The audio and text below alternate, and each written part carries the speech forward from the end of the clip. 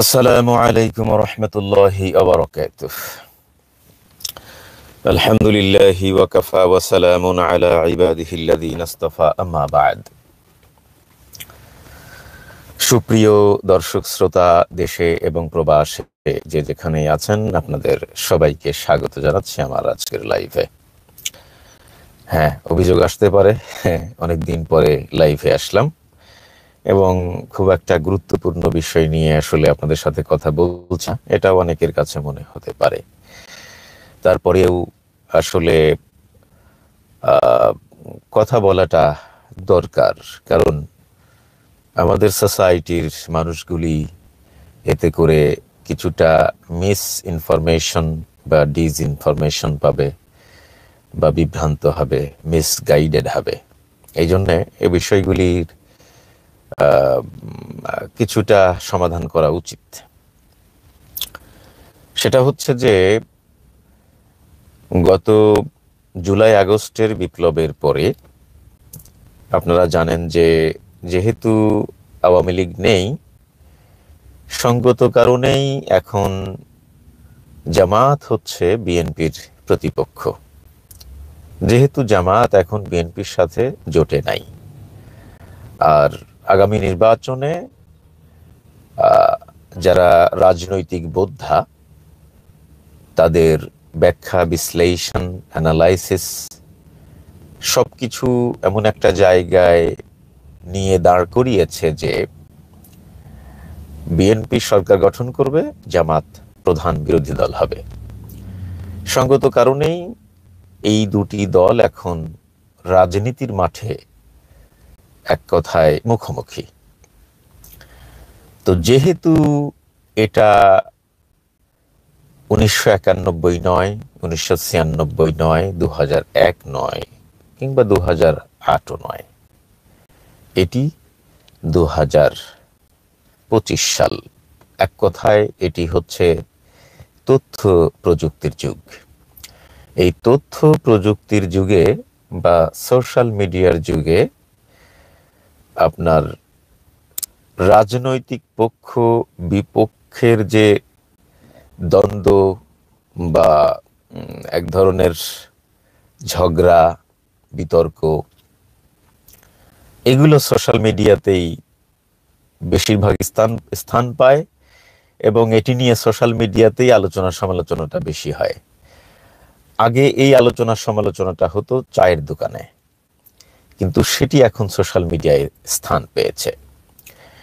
তো আমরা যারা সোশ্যাল মিডিয়া অ্যাক্টিভিস্ট আছি, আমরা হয়তো রাজনৈতিক মতাদর্শ আলাদা হলেও একসময় স্বৈরাচার হাসিনার পতনের বিরুদ্ধে, হাসিনার পতনের পক্ষে বা হাসিনার ফ্যাসিজমের বিরুদ্ধে একসাথে কাজ করেছি, লেখালেখি করেছি, কথাবার্তা বলেছি।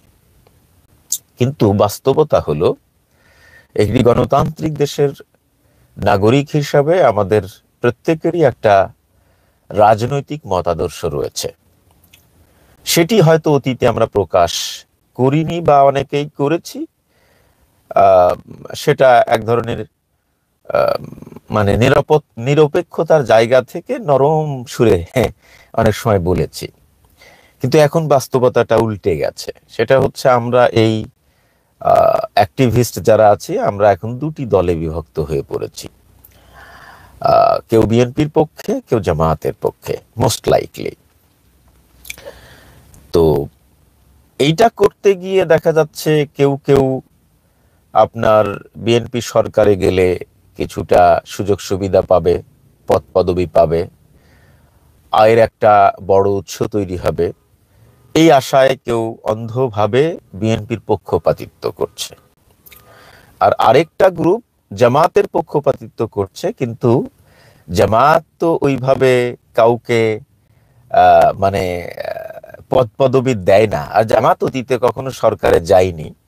সুতরাং এটাকে যদি আমি সহজ বাংলায় বলি যে জামাতের পক্ষে আপনি দালালি করলেই জামাত আপনাকে একটা পদ পদবি দেবে, এই আশাটা আসলে কখনোই সফল হবে না যদি কেউ এই আশা করে থাকে। এখন আপনারা হয়তো অনেকেই মনে করতে পারেন আমি সেই আশা করি অনেক সময় না, আমি এই ধরনের আশা করা তো দূরের কথা, রাতে ঘুমায়েও স্বপ্ন দেখি না। সেটা আমি দেশে গিয়ে যা করেছি সেটা আপনারা দেখেছেন। এনিওয়ে, যে আলোচনাটা আমি করতে চাচ্ছি সেটা হচ্ছে যে এই যে বিএনপির পক্ষে বিপক্ষে বা জামাতের পক্ষে বিপক্ষে আমরা অনেক সময় আমাদের রাজনৈতিক বিশ্লেষণ, অ্যানালাইসিস, তারপরে সমাজের অন্যায় অনিয়মের বিরুদ্ধে কথা বলতে গিয়ে কখনো বিএনপির বিরুদ্ধে যায়, কখনো জামাতের বিরুদ্ধে যায়, আবার কখনো বিএনপির পক্ষে যায়, কখনো জামাতের পক্ষে যায়। তো এই লেখালেখি বা এই ভিডিওগুলির নিচে জামাত এবং বিএনপি কর্মীদের মধ্যে এক ধরনের মানে মন্তব্য যুদ্ধ চলে বা এক ধরনের স্ট্যাটাস যুদ্ধ চলে। যারা খুব একটা বেশি ইউটিউব ফেসবুকে জনপ্রিয় না, তারা অনেক সময় পোস্ট করে, পোস্টগুলো ভাইরাল হয় না, বাট মেসেজে তারা যখন এটা মন্তব্য আকারে লিখে, কোনো কোনো মন্তব্য আবার ভাইরাল হয়ে যায়। সেই মন্তব্যে অনেক রিয়াক্ট করে, তো ওটাও ভাইরাল মন্তব্য। তো এই মন্তব্যে মোটা দাগে দুটি মন্তব্য, বিএনপির কর্মীরা আর জামাতের কর্মীরা, মানে এক ধরনের কাদা ছোড়াছুরির মতো অথবা এক ধরনের রাজনৈতিক কৌশল অ্যাপ্লাই করার মতো। সেটা হচ্ছে, আপনারা জানেন যে বিএনপি চেয়ারপারসন বেগম খালেদা জিয়ার বাড়ির সামনে স্বৈরাচার হাসিনার আমলে বালির ট্রাক দিয়ে আটকে রাখা হয়েছিল, যাতে বিএনপি প্রধান বা বিএনপি সভানেত্রী তার বাসভবন থেকে বের হতে না পারেন, কোনো রাজনৈতিক কর্মসূচি পালন করতে না পারেন বা ঘোষণা করতে না পারেন। এখন আপনারা হয়তো অনেকেই মনে করতে পারেন যে বালির ট্রাক দিয়ে তো আর তার হাঁটা চলা ঠেকানো যায় না। হ্যাঁ, এটা ঠিক, কিন্তু বিএনপি সভানেত্রী তো আর তার বাসভবন থেকে পায়ে হেঁটে বাইরে আসবেন না, উনি নিশ্চয়ই একটা গাড়ি বহন নিয়ে আসবেন। তো এখানে স্বৈরাচার হাসিনার উদ্দেশ্য হচ্ছে তার গাড়ি বহরটা ঠেকিয়ে দেওয়া, তাছাড়া কিছু না।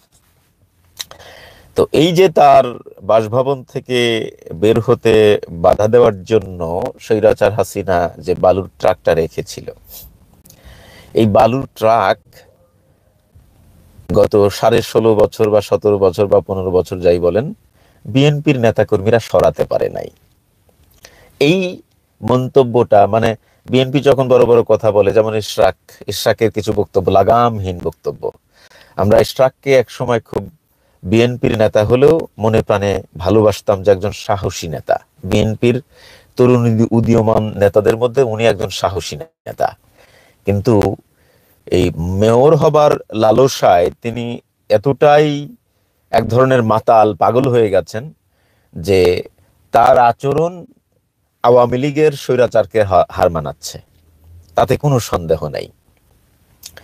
তো এই ইশরাক তার সেই মেয়র পদ পাওয়ার জন্য নানান সময় নানান কথাবার্তা বলছেন, নানান সময় নানান কর্মকাণ্ড জাতির সামনে উপস্থাপন করছেন। যেমন ধরুন, তাকে যদি শপথ পড়ানো না হয়, তাহলে তিনি নিজেই নগরবাসীকে সঙ্গে নিয়ে নগর ভবনের মেয়রের চেয়ারে বসে যাবেন, তার নাকি 2 মিনিটও লাগবে না। তারপর মাঝে মধ্যেই তিনি মানে নিজেকে মেয়র ঘোষণা করে আইন শৃঙ্খলা রক্ষাকারী বাহিনীকে আদেশ দিচ্ছেন। আবার তিনি অনেক সময় নগর ভবনে গিয়ে কর্মীদেরকে নিয়ে সভা করছেন এবং পিছনে ডিজিটাল নেম প্লেটে লিখছেন যে ঢাকা সিটির মেয়র ইশরাক, ইত্যাদি ইত্যাদি।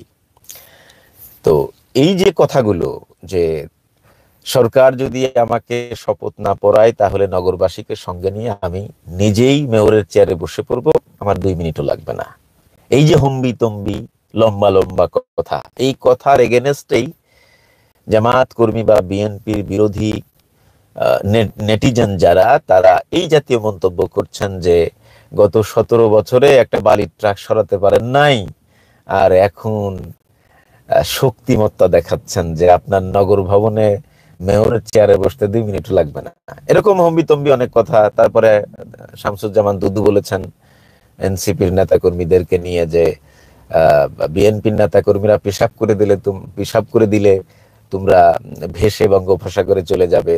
তারপর কোন নেতা যেন বলেছেন, ফু বিএনপির নেতা কর্মীরা ফু দিলেই তোমরা উড়ে যাবে। তো এই যে কথাবার্তাগুলো, এই কথাবার্তাগুলোর এগেনস্টে বিএনপি বিরোধী নেটিজেনরা মন্তব্য করেছেন, গত 16 বছরে 17 বছরে একটা সামান্য বালির ট্রাক সরাতে পারেন নাই, আর এখন খুব ক্ষমতা দেখাচ্ছেন। এটা কিন্তু অযৌক্তিক না, যৌক্তিক। এখন এই কমেন্টের জবাবে আবার বিএনপির কর্মী যারা আছেন, বিএনপির নেটিজেন যারা আছেন বা জামাত বিরোধী নেটিজেন যারা আছেন, তারা আবার এই মন্তব্যের জবাবে লিখে যে সামান্য 250 গ্রামের একটা তালা ভাঙতে পারেন নাই। মানে মগবাজারে জামাতের যে প্রধান কার্যালয়, এই কার্যালয়ে তৎকালীন স্বৈরাচার হাসিনা তালা ঝুলিয়ে রেখেছিল। সঙ্গত কারণে জামাত তাদের প্রধান কার্যালয়ে বসতে পারেন না। আসলে শুধু প্রধান কার্যালয় না, জামাতের কোনো কার্যালয়, বিভাগীয় পর্যায়ে বলেন, জেলা পর্যায়ে বলেন, থানা পর্যায়ে বলেন, ইউনিয়ন পর্যায়ে বলেন, গ্রাম পর্যায়ে বলেন, কোথাও জামাত তাদের কার্যালয়ে বসতে পারেনি। তো সঙ্গত কারণেই তারা জামাতের কর্মী বা বিএনপি বিরোধী নেটিজেনদের বিরুদ্ধে যে মন্তব্যটা করে যে সামান্য তারা একটা তালা ভাঙতে পারেন নাই, আবার এখন বড় বড় কথা বলেন। আসলে জামাতের নেতারা যে খুব বড় বড় কথা বলেছে বলে আমার জানা নেই। তো এখন আসুন আমরা একটু যৌক্তিক এই দুইটা বিষয় নিয়ে আলোচনা করি। বিষয়টা হলো যে বিএনপির চেয়ারপারসন বেগম খালেদা জিয়ার বাড়ির সামনে থেকে বালির ট্রাক সরাতে পারে নাই, এর জন্য আওয়ামী লীগ কতটা দায়ী আর বিএনপি কতটা দায়ী? আওয়ামী লীগ হচ্ছে ফ্যাসিজম প্রতিষ্ঠা করেছিল, সুতরাং তাদের বিরোধী মতকে তারা দমন করবে, এটা স্বাভাবিক বিষয় ছিল এই সময়। তো স্বভাবতই বিএনপি সবচেয়ে বড় দল, বড় বিরোধী দল ছিল এই সময়। বিএনপি কোনো কর্মসূচি দিলে তাদের ক্ষমতা চলে যাওয়ার সম্ভাবনা আছে। সঙ্গত কারণেই বিএনপি নেত্রীকে ঠেকায়, বিএনপির চেয়ারপারসনকে ঠেকিয়ে দিতে পারলেই বিএনপির কর্মীরা মাঠে আসতে পারবে না। এটা ছিল স্বৈরাচার হাসিনার স্ট্র্যাটেজি। তো এখন প্রশ্ন হলো যে ট্রাক রাখলেই কি বিএনপি চেয়ারপারসন বসে থাকতেন বা তার বাসভবনে বসে থাকতেন, তিনি বের হতেন না? তিনি তো আপসহীন নেত্রী, তিনি বের হলেন না কেন? এখানে এটা চাউর না, এটা প্রমাণিত সত্য যে মির্জা আব্বাসের কারণে, কারণ তিনি তো ঢাকার সর্বোচ্চ নেতা বিএনপির, তিনি ঢাকাকে নিয়ন্ত্রণ করেন। তো মির্জা আব্বাসের কারণেই সেই বালির ট্রাকটা সরানো সম্ভব হয়নি। এটাই হচ্ছে রিয়ালিটি, এটাই হচ্ছে বাস্তবতা। তো তাহলে যদি বালির ট্রাক সরানোর ক্ষেত্রে বিএনপি নেতার সরাসরি, মানে বালির ট্রাক না সরাতে পারার ক্ষেত্রে যদি বিএনপির সর্বোচ্চ একজন নেতা ঢাকা শহরের তার হাত থাকে, তাহলে মানে জামাত বিরোধী বা জামাতের বিএনপির কর্মী বাহিনী যারা জামাতের বিরুদ্ধে মন্তব্য, কি বলে, একটা কল এসেছিল আপনার, জামাত সামান্য একটা তালা ভাঙতে পারে নাই, এই মন্তব্যটা কি আসলে যৌক্তিক হয় কিনা? আমার দৃষ্টিতে যৌক্তিক হয় না। কারণ হচ্ছে যে বিএনপি চেয়ারপারসনের বাসভবনের সামনে থেকে যে বালির ট্রাকটা বিএনপি নেতাকর্মীরা সরাতে পারে নাই, এটা ইচ্ছা করেই বিএনপি নেতাকর্মীরা সরাতে পারে নাই। বিএনপি নেতাকর্মীরা এটাই চেয়েছিল। আমি সবাইকে দোষ দিচ্ছি না, মানে মির্জা আব্বাসের নেতৃত্বে যে বিএনপি, এই বিএনপি ইচ্ছা করেই বালির ট্রাক সরায়নি, বা এই বিএনপি বালির ট্রাক যাতে ওখানে থাকে এটাই চেয়েছিল। কেন? মির্জা আব্বাসের ব্যবসা বাণিজ্য হচ্ছে চেয়ারপারসনের বাড়ির থেকে বালির ট্রাক সরানোর থেকে বেশি গুরুত্বপূর্ণ। মির্জা আব্বাসের ব্যবসা বাণিজ্য বলতে আপনি জানেন যে মির্জা আব্বাসের একটা ব্যাংক আছে, ঢাকা ব্যাংক। সব ব্যাংক দেউলিয়া হয়ে গেছে। বাংলাদেশের, ইভেন দক্ষিণ এশিয়ার সবচেয়ে বড় বেসরকারি ব্যাংক ইসলামী ব্যাংক দেউলিয়া হয়ে গেছে। বলা যায় প্রায় সব ব্যাংক দেউলিয়া হয়ে গেছে, কিন্তু ঢাকা ব্যাংকের একটা পশমও কেউ বাঁকা করতে পারে নাই। অনেক যৌক্তিক আলাপ এখানে আপনি উপস্থিত করতে পারেন। এটা পিনাকিদা খুব সুন্দরভাবে ব্যাখ্যা করেছেন, আমি ওই ব্যাখ্যায় যাচ্ছি না। তো তার মানে সমাজে এটা প্রতিষ্ঠিত যে বিএনপি চেয়ারপারসন বেগম খালেদা জিয়ার বাসার সামনে থেকে বালির ট্রাক সরাতে না পারার পিছনে বিএনপির দুর্বলতা দায়ী না, বিএনপির শক্তিমত্তা দায়ী না, বিএনপির নেতা এক অংশ, বিএনপির এক অংশের নেতা কর্মীরা এটার জন্য দায়ী। তারাই চাইনি যে বালির ট্রাক এখান থেকে সরানো হোক। অতএব বিএনপির কর্মীরা বা জামাত বিরোধী নেটিজানরা যদি ওই মন্তব্যের জবাবে এটা লেখে যে সামান্য একটা তালা ভাঙতে পারেনি, বড় বড় কথা বলে, এটা অযৌক্তিক। এবার আসুন তালা ভাঙার প্রসঙ্গ।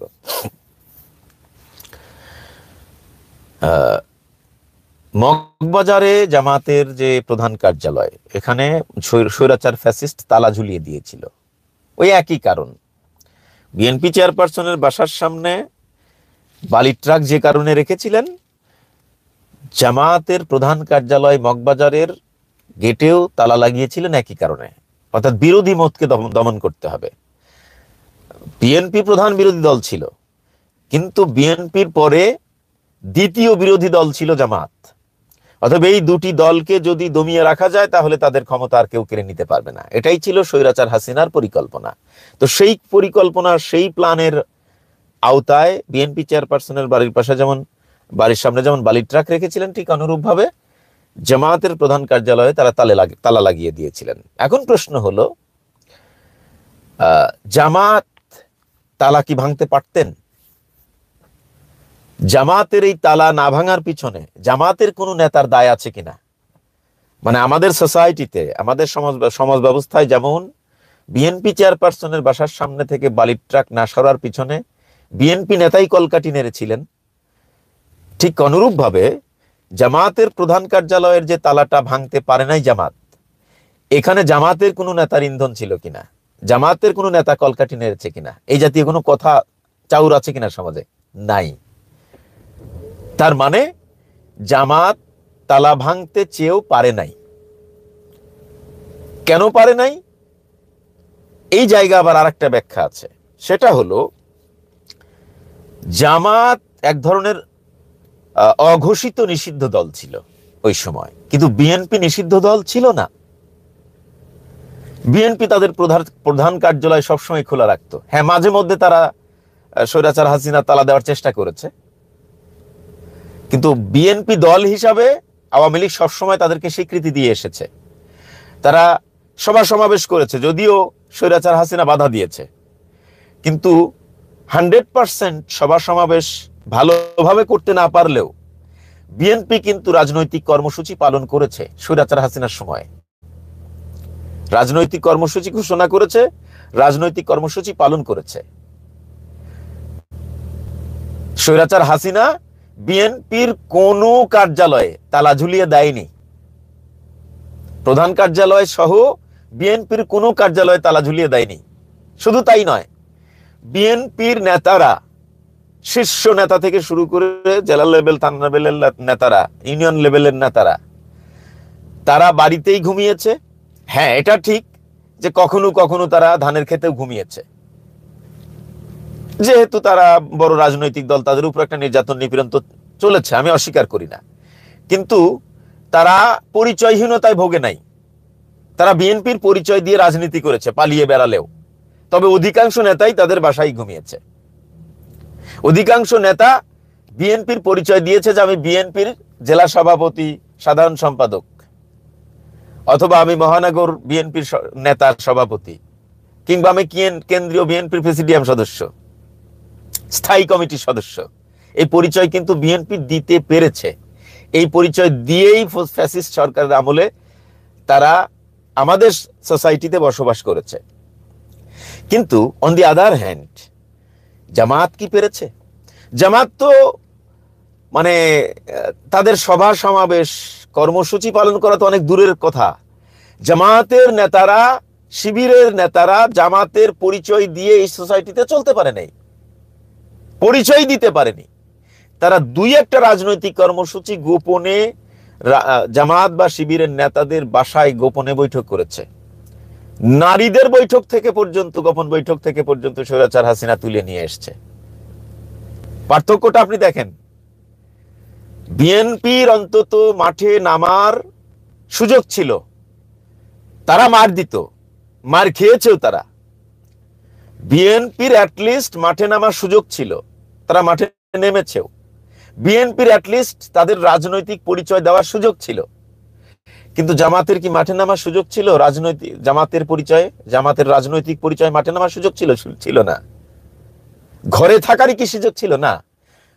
জামাতের অধিকাংশ নেতা, শিবিরের অধিকাংশ নেতা রাজনৈতিক পরিচয় গোপন করে তাদের সমাজে চলতে হয়েছে এবং পালিয়ে বেড়াতে হয়েছে। তারা প্রায় 15-16 বছর, 17 বছর ঘরে ঘুমাতে পারেনি, ব্যবসা বাণিজ্য করতে পারেনি, চাকরি বাকরি করতে পারেনি। কিন্তু বিএনপি নেতারা ঠিকই ব্যবসা বাণিজ্য করেছে, ঠিকই চাকরি বাকরি করেছে, ঠিকই রাজনৈতিক পরিচয়ে এই সমাজেই ঘুরিয়ে বেরিয়েছে। কোনো কোনো ক্ষেত্রে তারা পালিয়েও বেরিয়েছে, বাট তারা মোস্ট লাইকলি ঘরেই ছিল। তারা মোস্ট লাইকলি রাজনৈতিক পরিচয়ে রাস্তাঘাটে চলাফেরা করতো, ব্যবসা বাণিজ্য করতো, চাকরি বাকরি করতো, রাজনৈতিক কর্মসূচি দিত। কিন্তু জামাত কি সেটা পারতো না। জামাতের শীর্ষ সব নেতাকে তথাকথিত যুদ্ধাপরাধ ট্রাইব্যুনালে ফাঁসি দিয়ে হত্যা করেছে। তো তারা আইনি পথে হেঁটেছে, আইনি ভাবে সেটা মোকাবেলা করার চেষ্টা করেছে, আন্তর্জাতিক ভাবে মোকাবেলা করার চেষ্টা করেছে। মাঝে মধ্যে তারা দুই একটা প্রতিবাদ কর্মসূচিও করেছে, যদিও সে সমস্ত কর্মসূচি মানে শুরুর আগেই ভণ্ডুল করে দেওয়া হয়েছে। কিন্তু বিএনপির সেই অর্থে কি ওই রকম শীর্ষ নেতাদেরকে মানে ফাঁসি দিয়ে শেষ করে দেওয়া হয়েছে? হয়নি। শেষের দিকে এসে আমরা দেখেছি যে বিএনপি চেয়ারপারসন খালেদা জিয়াকে মানে দুর্নীতির মামলায় জেল খাটতে হয়েছে। তারেক রহমানকে 21শে আগস্টের গ্রেনেড মামলায় মানে সাজা হয়েছে, তিনি দেশ ছাড়তে বাধ্য হয়েছেন। শুধুমাত্র একজন নেতা সালাউদ্দিন কাদের চৌধুরীকে ফাঁসি দেওয়া হয়েছে। কিন্তু সালাউদ্দিন কাদের চৌধুরীকে ফাঁসি দেওয়ার পরে বিএনপির পক্ষ থেকে কি সেইভাবে জোরালো কোনো প্রতিবাদ আসে নাই। ইভেন তার ছেলেও না, হুম্মাম কাদের চৌধুরী, তিনি কিছুটা প্রতিবাদ করতে গেলেন, তিনি গুম হলেন। গুম থেকে ফিরে এসে আর তার কথা বলতে দেখলাম না। তার মানে এমন মুচলেকা তার কাছ থেকে নেওয়া হয়েছে যে সে আর কোনো রাজনীতি করতে পারবে না, এসে কোনো কথাই বলে নাই। তো এখন আপনি পার্থক্যটা দেখেন। জীবনের ঝুঁকি নিয়ে এত নিষেধাজ্ঞা, এত জুলুম, এত নির্যাতনের পরেও জামাত টিকে থাকার চেষ্টা করেছে। হয়তো তারা একটা অন্য কৌশল নিয়ে এগিয়েছে। যেমন আমরা ঢাকা বিশ্ববিদ্যালয়ের কথাই যদি বলি, সাদিক কায়েম, এস এম ফরহাদ, এই সমস্ত শিবিরের নেতা, এরা কৌশলে রাজনীতি করতে বাধ্য হয়েছে। কারণ আবরার ফাহাদ বুয়েটের মেধাবী ছাত্র, সে তো আসলে শিবির করতো না, তাকে শিবির তকমা দিয়েই হত্যা করা হয়েছে। এখন একজন একজন হিন্দু দর্জি, তাকেও শিবির তকমা দিয়ে হত্যা করা হয়েছে। এইরকম একটা পরিস্থিতিতে জামাত শিবিরের নেতারা কৌশলে রাজনীতি করেছে। তাদের কি আসলে কোনো উপায় ছিল না।